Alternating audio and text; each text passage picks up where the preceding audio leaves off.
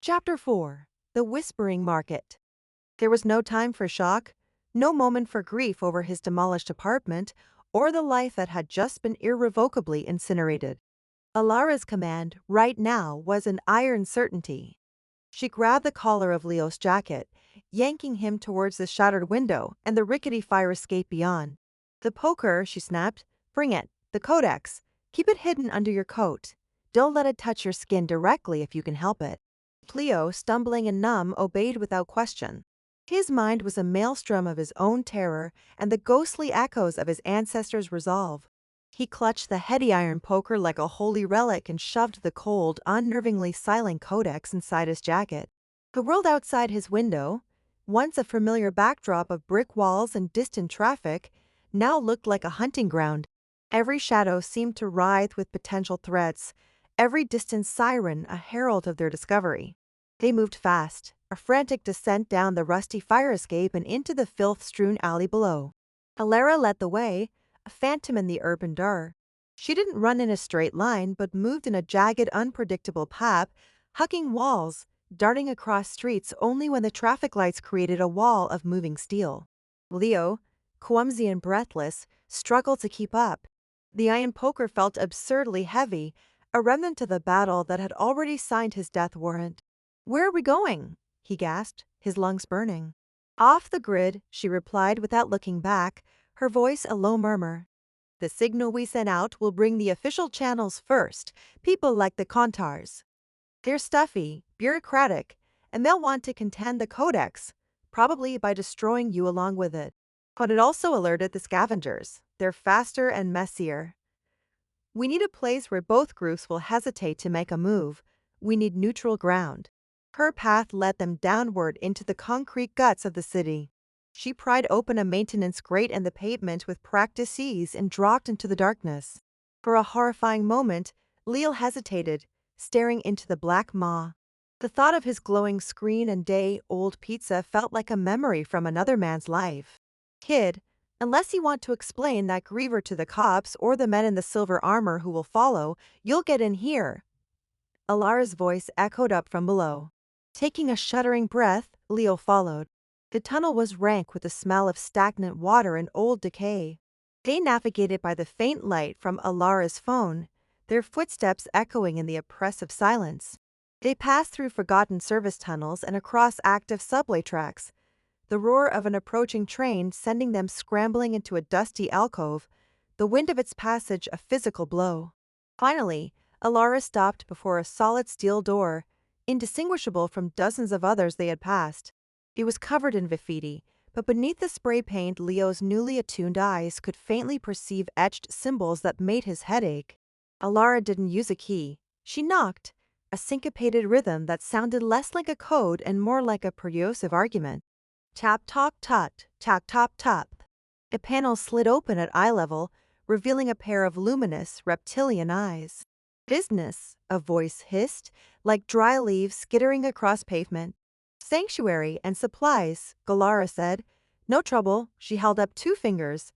The reptilian eyes narrowed, then glanced past her at Leo, who was doing his best to look small and harmless. The eyes widened fractionally. "The toll is double for strays who stink of celestial ordnance." Alara sighed and produced a small silver coin from her pocket. It glowed with a faint light of its own.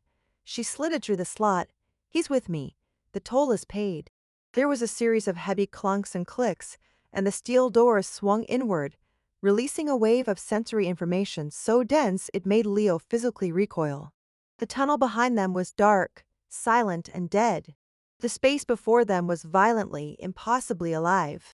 They had stepped onto a wide, crowded platform of an immense, long-abandoned subway station. The arched ceiling soared into darkness, but the platform itself was a riot of color, sound, and smell. Stalls cobbled together from scrap metal and glowing fungi lined the track. Strings of captured fairy lights, shimmering in glass jars, cast a kaleidoscopic glow over everything. The air was thick with the scent of alien spices, of ozone, of damp earth, and something cloyingly sweet, like rotting fruit.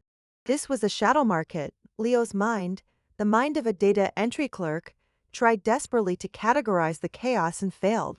A goblin with oil-stained goggles and six-fingered hands was arguing with a customer over a sputtering, clockwork device that seemed to be powered by a trapped lightning bug. A tall, elegant creature with skin like polished mahogany and leaves for hair, a fae, his ancestral memory supplied, was selling bottled whispers in slivers of moonlight. Hulking figures with gray, stony skin acted as security, their massive arms crossed as they watched the crowds with bored disinterest.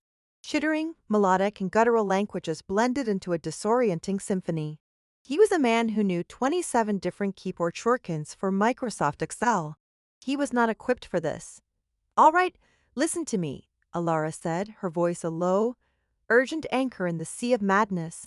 "This is a sanctuary, but it's not safe. It operates on rules. Don't stare at the Fae. They take it as a challenge. Don't touch anything from a goblin stall unless you are prepared to pay.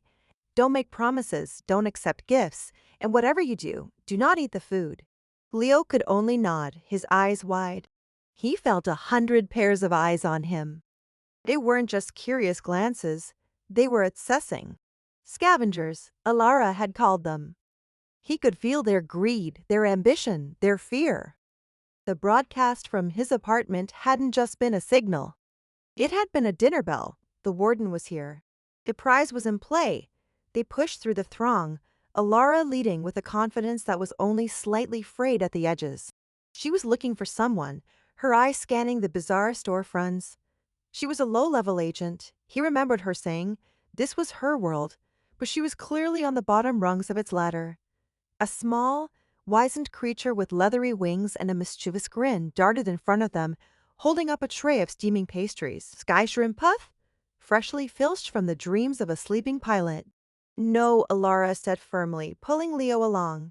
As they passed a stall filled with bubbling alembics and smoking potions, the vendor, a woman whose shadow seemed to move independently of her body, called out, "Information for the newly awakened?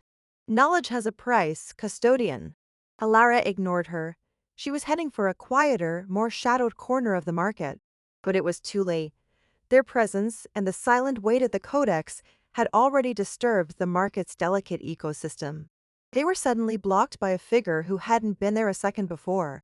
He was impeccably dressed in a tailored suit of charcoal silk that seemed to drink the light around it.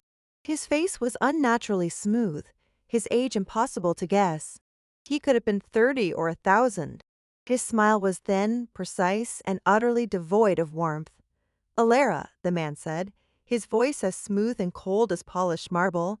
Still slumming it for the custodians. "I see. A thankless job." Alara went rigid. "Collector," she said, her voice tight with a tension that bordered on fear. "We're just passing through." The collector's gaze slid past her and landed on Leo. It wasn't an aggressive stare, but it was more invasive than a physical surge. It felt like he was peeling back the layers of Leo's identity, inventorying his fears, and assessing the value of his soul. "Passing through," the collector mused, his smile widening slightly. "With impact that has just announced itself so loudly. An unbound Umbral Codex, if I'm not mistaken. And a brand new Warden, still with a shell on." He looked Leo up and down, a connoisseur examining a rare, slightly damaged acquisition. "You are attracting all the wrong kinds of attention. You need help. You need information." It wasn't a question. It was a statement of fact. "We're not interested," Alara said, trying to steer Leo away. The collector held up a single, perfectly manicured hand. "Oh, I think you are," he said, his eyes gleaming with an ancient, predatory intelligence. "My gallery is just nearby. I am always interested in a viewing, especially for an item of such unique provenance."